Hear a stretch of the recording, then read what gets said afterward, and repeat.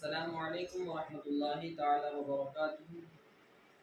نحمده ونصلي ونسلم على رسوله الكريم الصلاة والسلام عليك يا رسول الله الصلاة والسلام عليك يا حبيب الله صلى الله تعالى عليه وسلم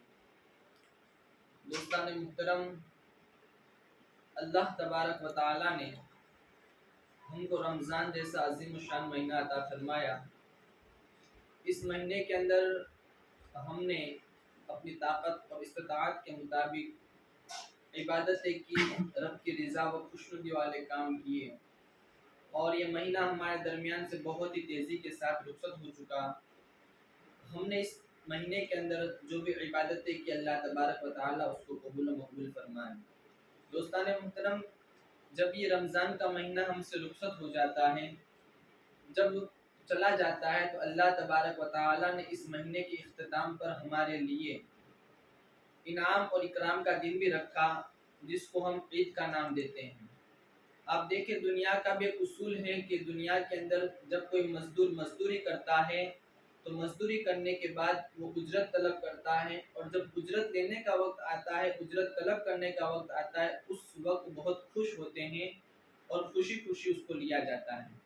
اسی طریقے سے اس رمضان کے مہینے میں ہم اللہ تبارک و تعالیٰ کی عبادت کرتے ہیں، کثرت سے قرآن پاک کی تلاوت کرتے ہیں، اس کی رضا و خوشنودی کے لیے صدقہ و خیرات کرتے ہیں، ذکر و اذکار میں مشغول رہتے ہیں، تو اللہ تبارک و تعالیٰ نے ہمارے لیے بھی انعام اور اکرام کے لیے ایک دن رکھا، اور وہ عید کا دن ہے۔ دوستان محترم، جب عید کی رات آتی ہے،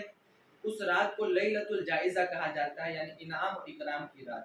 اس کی صبح کو اللہ تبارک و تعالیٰ فرشتوں کو دنیا کے اندر بھیجتا ہے، اور وہ فرشتے راستوں پر کھڑے ہو کر نبی کریم صلی اللہ تعالی علیہ وسلم کی امتیوں کو یوں صدا دیتے ہیں: اے امت محمدیہ، آؤ اس رب کی طرف، آؤ اس بارگاہ کی طرف آ جاؤ جو بہت عطا فرمانے والا ہے اور بڑے بڑے گنہگاروں کو بخش دینے والا ہے۔ اور پھر اللہ تبارک و تعالیٰ اپنے بندوں کو مخاطب فرماتا ہے اور عرض کرتا ہے اور فرماتا ہے: اے لوگو، آؤ مجھ سے آخرت کے بارے میں سوال کرو، میں تمہاری آخرت کو سنوار دوں گا، تمہارے گناہوں کو معاف کر دوں گا، تمہارے گناہوں کو بخش دوں گا، اور مجھ سے سوال کرو، مجھ سے مانگو، میں تمہارے لیے دنیا میں تمہارے حق میں بہتر سے بہتر فیصلہ فرماؤں گا۔ تو دوستان محترم، یہ وہی رات ہے جس کو لیلۃ الجائزہ کہتے ہیں، یعنی انعام اور اکرام کی رات، اور اسی کی صبح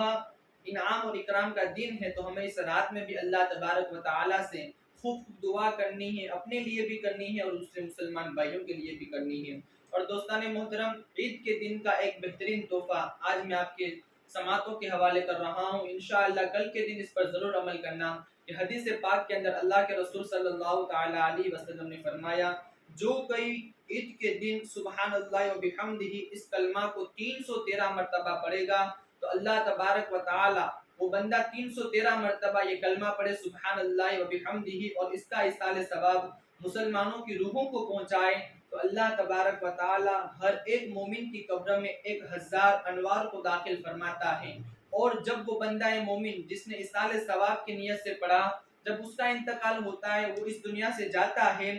تو جب وہ اس کے انتقال کے بعد اپنی قبر میں پہنچے گا تو اس کی قبر میں بھی اللہ تبارک و تعالی 1000 انوار کو داخل فرمائے گا۔ تو دوستان محترم، بہت ہی سنہرا اور انوکھا موقع ہے یہ نعمت اور یہ ثواب حاصل کرنے کا۔ تو کل کے دن میں 313 مرتبہ اس ورد کو پڑھنا نہ بھولیں، اور زیادہ سے زیادہ اس کو پڑھیں، اور دوسرے مسلمان بھائیوں کو بھی اس میں پڑھنے کی ترغیب دلائیں۔ اور دوستان محترم، عید کے حوالے سے ایک دو باتیں میں آپ کی سماعتوں کے حوالے کر رہا ہوں کہ ہمیں عیدگاہ کیسے جانا ہے۔ عموماً عید کی جو سنتیں ہیں اس پر ہم لوگ عمل کرتے رہتے ہیں، لیکن ایک دو بات میں احادیث کی روشنی میں آپ کی سماعتوں کے حوالے کر رہا ہوں کہ ایک حدیث پاک کے اندر آیا ہے کہ اللہ کے رسول صلی اللہ تعالی علیہ وسلم جب عید کی نماز کے لیے تشریف لے جاتے ہیں، جب عید کی نماز پڑھنے کے لیے جاتے عیدگاہ کی طرف، تو کوئی میٹھی چیز کھا کر جاتے ہیں، اور حدیث پاک کے اندر کھجور کھانے کا حکم دیا گیا ہے کہ کھجور کھا کر عیدگاہ کی طرف جاؤ۔ اور کھجور کیسے کھانا ہے؟ اس کی عدد طاق عدد میں کھانا ہے، 1 کھائے، 3 کھائے، 5 کھائے، طاق عدد میں کھجور کھانا ہے، اور یہ سنت نبی صلی اللہ تعالی علیہ وسلم ہے۔ تو ہم بھی جب عید کی نماز کے لیے جائیں تو 1 کھجور یا 3 کھجور یا 5 طاق عدد میں کھجور جا کر اس سنت پر عمل کر کے عیدگاہ کی طرف جائیں۔ اور ایک حدیث پاک کی روشنی میں میں آپ کو ایک سنت بتاتا ہوں عید کے دن کی سنت کیا ہے۔ تو دوسری ایک سنت یہ ہے کہ جب نبی کریم صلی اللہ تعالی علیہ وسلم عید کی نماز کے لیے تشریف لے جاتے ہیں تو الگ راستے سے جاتے ہیں، اور جب عید کی نماز کے بعد جاتے ہیں تو دوسرے راستہ اختیار فرماتے ہیں۔ دوستان محترم، تو ہمیں ان باتوں پر عمل کرنا ہے، اور ساتھ ہی ساتھ میں کل کے دن ہمیں اپنے دوسرے مسلمان بھائیوں سے خوشی خوشی ملاقات کرنی ہے، ان کو راضی کرنا ہے، خوش رکھنا ہے، اور اپنے آس پاس جو غریب ہو یتیم ہو ہمیں ان کا بھی خیال رکھنا ہے، ان کے ساتھ بھی ہمیں دوسروں کے ساتھ جس طریقے سے خوشی سے ملاقات کرتے ہیں ملتے ہیں، اسی طریقے سے ہمارے آس پاس جو یتیم غریب ہوں ان کو بھی ہماری خوشی میں شامل کرنا ہے۔ اللہ تبارک و تعالی ہم سب کو عید کی نعمتوں سے مالا مال فرمائے، اور لیلۃ الجائزہ کے صدقے سے اللہ تبارک و تعالی ہمارے گناہوں کو معاف فرمائے، اور ماہ رمضان میں ہم نے جو قرآن پاک کی تلاوتیں کی ہیں، صدقہ و خیرات کیا ہے، نمازوں کی پابندی کی ہے، تراویح کی پابندی کی ہے،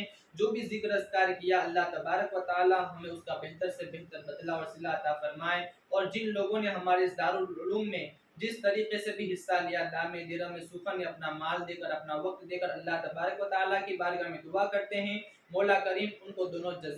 جہاں میں بھلائیاں عطا فرمائے اور بہتر سے بہتر صلہ اور بدلہ عطا فرمائے۔ السلام علیکم ورحمۃ اللہ تعالیٰ وبرکاتہ۔